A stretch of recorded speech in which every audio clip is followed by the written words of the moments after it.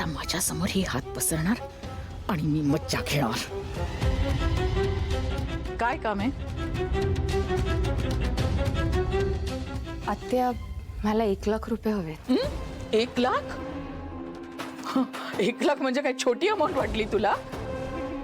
श्रावणी, सकाळी नशा केली होतीस ती अजून उतरली नाही वाटत तुझी. मी नशा केली नव्हती. हा, नशा केली नव्हती? मग काय झालं होतं ग? नाही, शुभ्याला पाहिलं मी, तो तुझी नशा कशी उतरवत होता ते. तुलाही माहितीये माझी काही चूक नव्हती त्या. तुझंच काहीतरी कारस्थान असणार ते माहितीये मला. चला, म्हणजे तुला हे पटलं तर की मी काहीही करू शकते.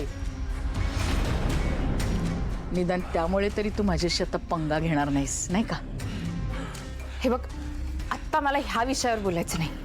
हो का? मग कुठल्या विषयावर बोलायचं तुला? आत्या, प्लीज प्लीज मला 1,00,000 रुपये दे. देईन. कशासाठी हवेत ते सांग. खाली ना एक मुलगी आली आहे, तिचे बाबा खूप आजारी आहेत. त्यांच्या ऑपरेशनसाठी तिला गरज आहे ग पैशाची. ती मुलगी तुला मूर्ख बनवतेय आणि तू बनतेस. ग, कोणी असे उठसूट पैसे मागितले तर पैसे देतो का आपण?